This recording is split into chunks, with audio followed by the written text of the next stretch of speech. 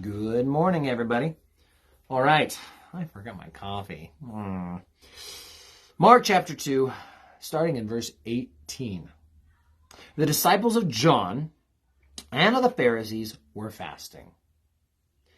Then they came and said to him, "Why do the disciples of John and the Pharisees fast, but your disciples do not fast?" And Jesus said to them, "Can the friends of the bridegroom fast while the bridegroom is with them? As long as they have the bridegroom with them, they cannot fast.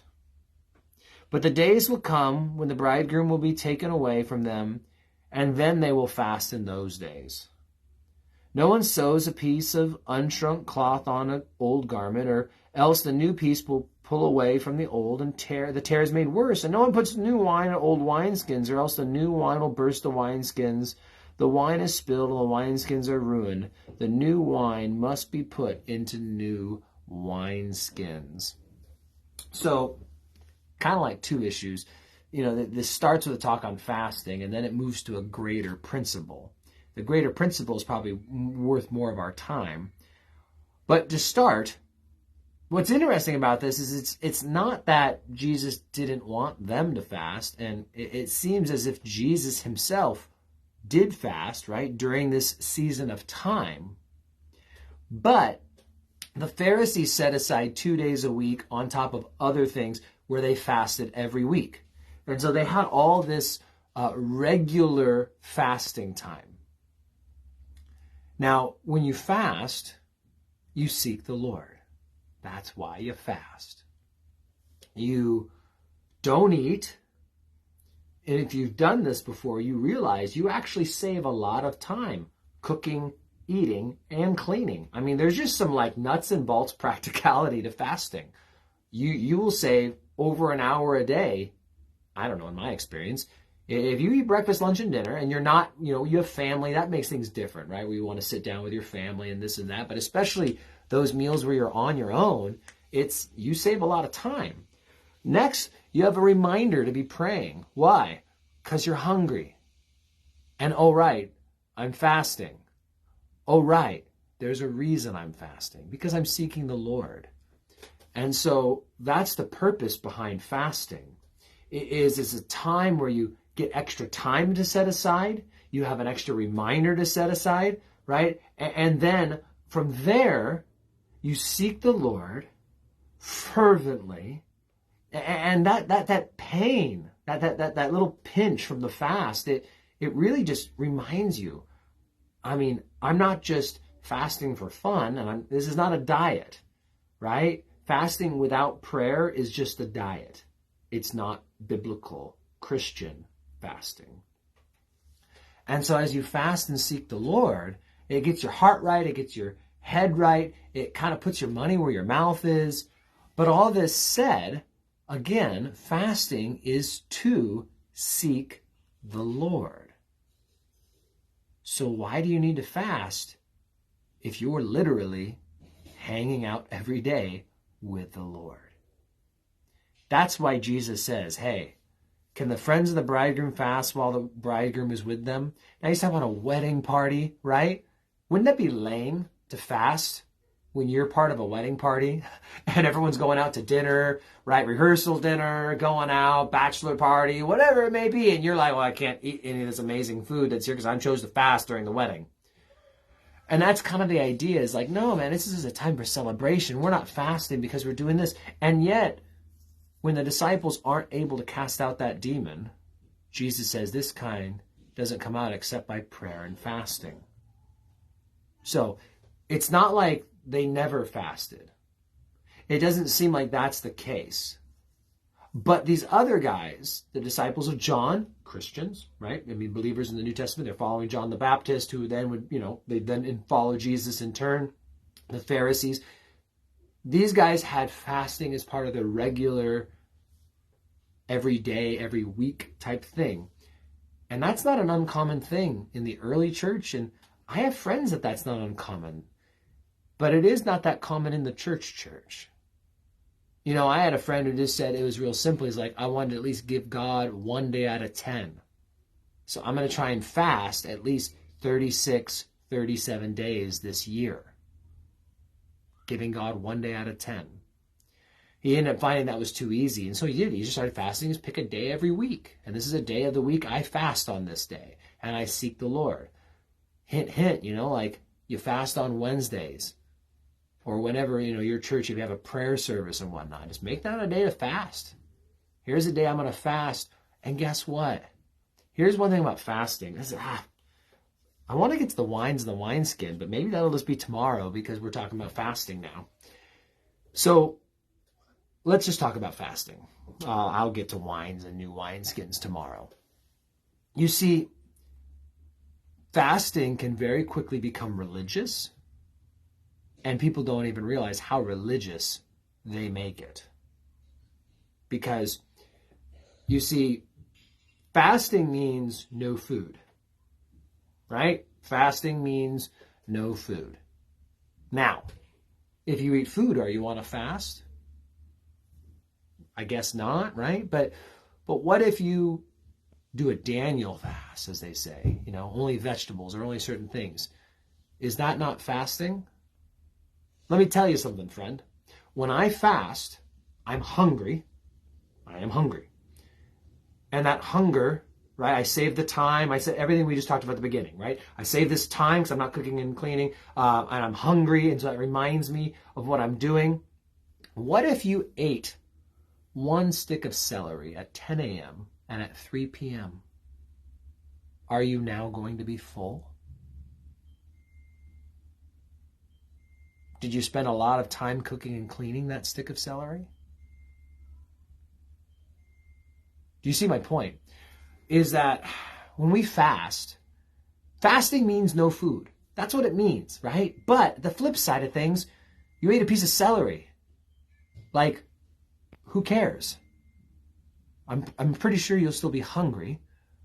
And that's kind of the thing where I think sometimes we get this mindset that well, if I ate something, I've ruined my fast. And it's were you fasting to impress someone? How long you can go without food? Or are you just seeking the Lord? I've done fasts before where I do nothing but protein shakes. I've done that.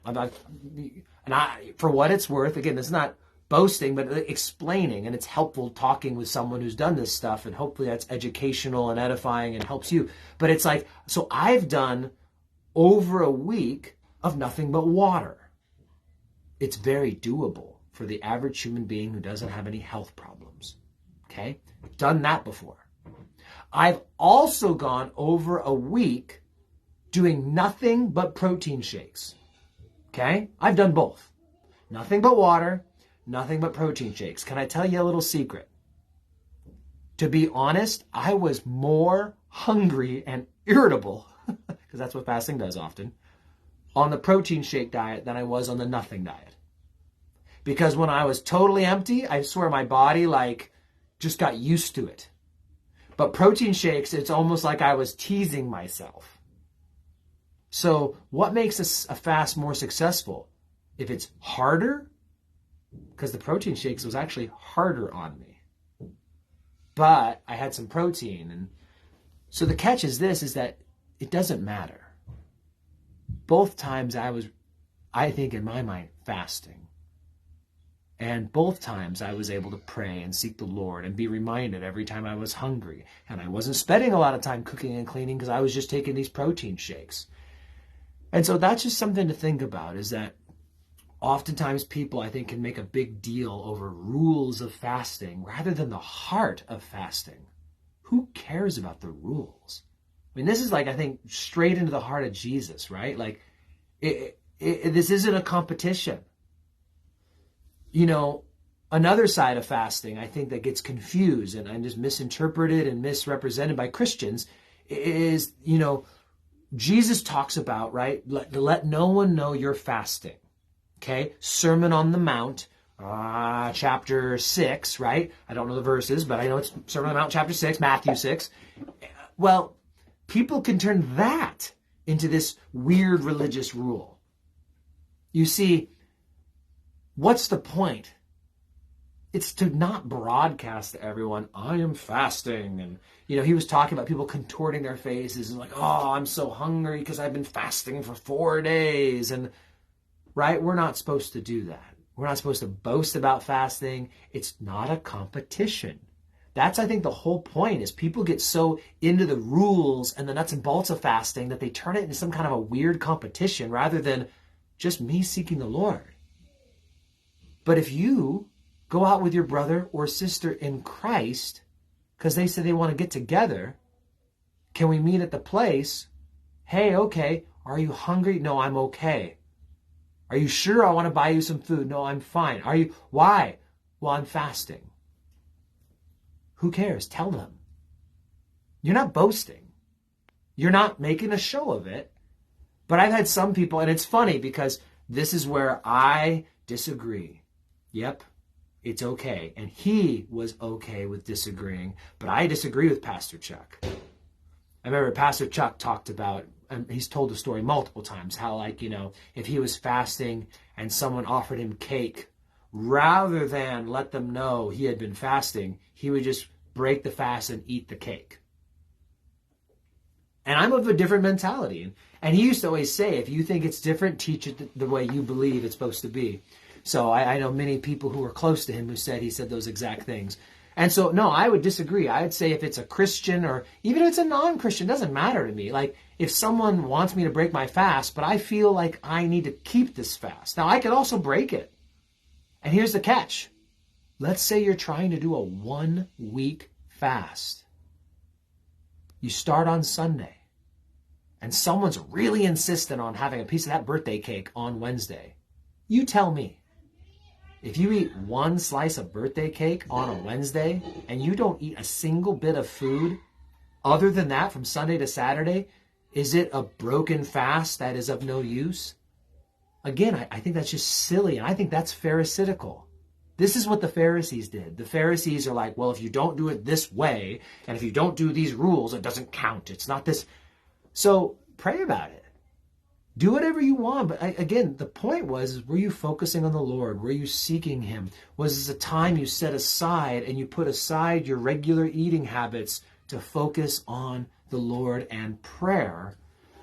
And so if midweek someone offers you cake, you didn't ruin your fast by telling them, sorry, I'm not eating your cake, I'm fasting. And you didn't ruin your fast by just, okay, I'll eat the one slice of cake, because you'll probably be more miserable. I'm just being honest. There is truth. Like after the third day of not eating, your body does kind of adjust and you don't feel as hungry anymore. I know many people think that's crazy, but there is something to that after a few days of no food, you stop being as hungry. And I remember like going on past a week and it's like, yeah, it's amazing that you just don't feel that hungry. Unless you're around food. You hang out with people who are eating and then you just go crazy. That's a whole other thing. And you get weird cravings every now and then, like for SpaghettiOs or churros. Things I never actually eat, but would have cravings for. So, fasting. You also can fast a meal. Fasting doesn't have to be for days. Now, I never eat breakfast. And I don't call that fasting. In fact, all of us fast. You go to sleep, you wake up, and then you break fast. That's why we call it break fast in the morning. I don't eat break fast. I break fast at lunch. But I don't call that fasting. That's just my eating habits. And I even often skip lunch. That's not uncommon. It just depends on my day. If I get busy, I'm one of those guys I can eat it all in one meal, and I'm good with that. But if I skip dinner, I'm going to be hungry. And a lot of times I'll eat in the afternoon. If I like miss lunch, I might have like a snack before dinner. And you see, let's say it's a Wednesday, and you're going to go to a service that evening, and you want to be prayed up before that service. Well, why not just wait to eat that day until you get home?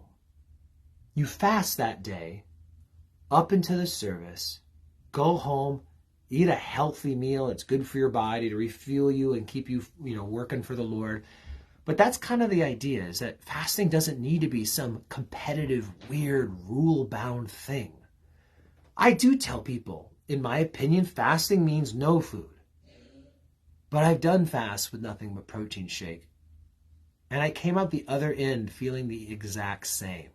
Like, I didn't feel less spiritual because I had protein shakes. And I didn't feel, and I would say if you're doing a longer term fast, that might be a good option for you. I like to exercise. And I get it. If you go days without eating, your body starts eating itself. And, it's kind of like, well, it's not optimal for an athlete or someone who's into that stuff. And so fasting, don't turn it into a religious thing. But also don't avoid it. Why not at least start by skipping a meal intentionally on a semi-regular basis with the intent of spending that extra time in prayer? I'm going to assume many of you eat lunch. Why not just pick a day, maybe today, and just skip lunch and go pray during that time that you would normally be eating?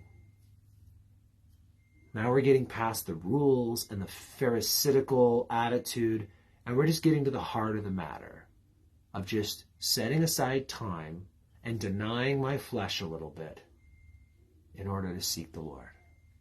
That's the heart of fasting. All right. Hope that helps you guys. Thank you, Donna, for your kind words. You guys take care. And so we'll get to the old garment, new garment, wineskin thing tomorrow, even though I read that far. So there we go.